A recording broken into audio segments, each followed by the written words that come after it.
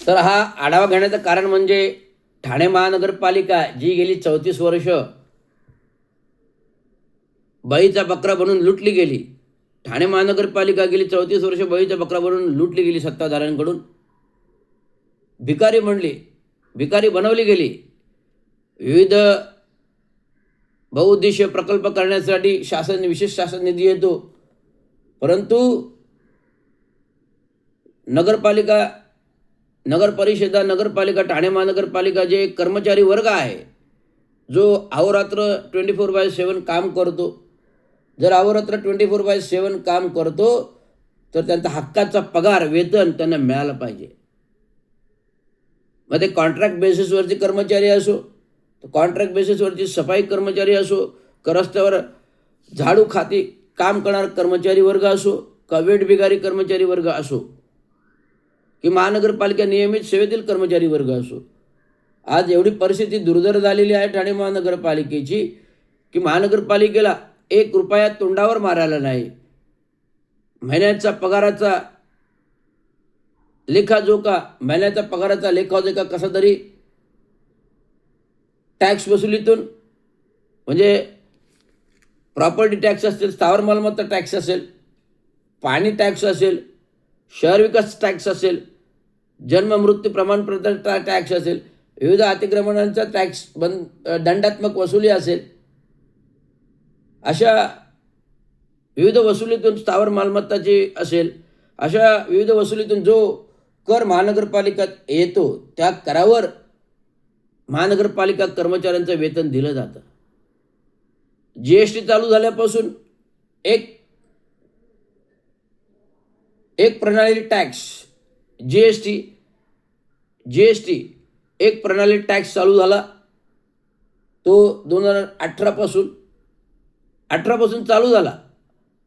तर 18 पासून GST जसं आलं, एक प्रणाली टॅक्स आला, तर या एक प्रणाली टॅक्समध्ये महानगरपालिकेची स्वतःची यंत्रणा होती, म्हणजे ऑक्ट्राय जे कणा होता, जो केंद्र सरकारने राज्य सरकारने पूर्ण बंद केला. तर कर प्रणाली ऑक्ट्रा प्रणाली बंद झाल्यामुळे महानगरपालिका अपंग झाली. जी स्वावलंबी होती ऑक्ट्रायच्या, दिवसागणित जो भरणा व्हायचा,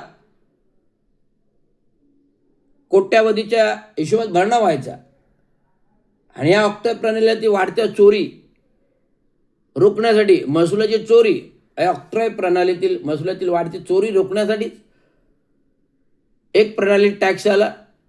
आधी व्हॅट आला, नंतर GST आला. त्यामुळे जी पूर्वी महानगरपालिका स्वावलंबन होतं, तर आता अपंग झाल्यामुळे जर 3 महिन्याने महाराष्ट्र शासन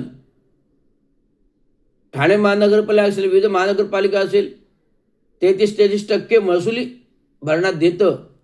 मग ते मुद्रांक शुल्काचं असो, मग ते GSTचा असो, अशा प्रकारचा जो 33%चा हिस्सा दर 3 महिन्याने देतं.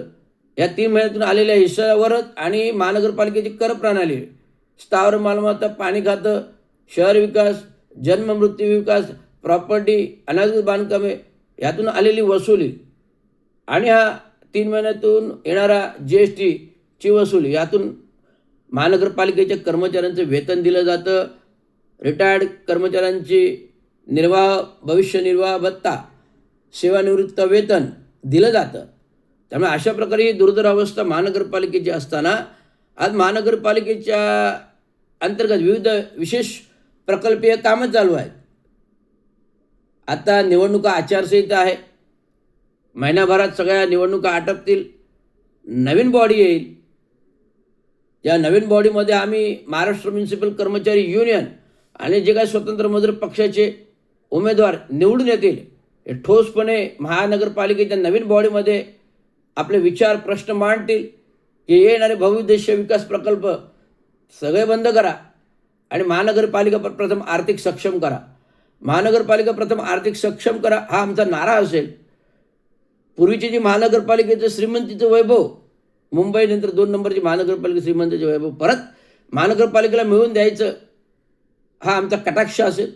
कारण ही महानगरपालिका त्यावेळेचे जुने जाणते नेते विविध नेते, नारायण कोळी असेल, गम कोळी असेल, मारुतराव शिंदे असतील, दिवंगत कामगार चांगो शिंदे असतील, सतीश प्रधान असेल, यांनी जे काही महानगरपालिकेला वैभव दिलं, हे वैभव पूर्ण रसातळाला धुळीमध्ये मिळालं.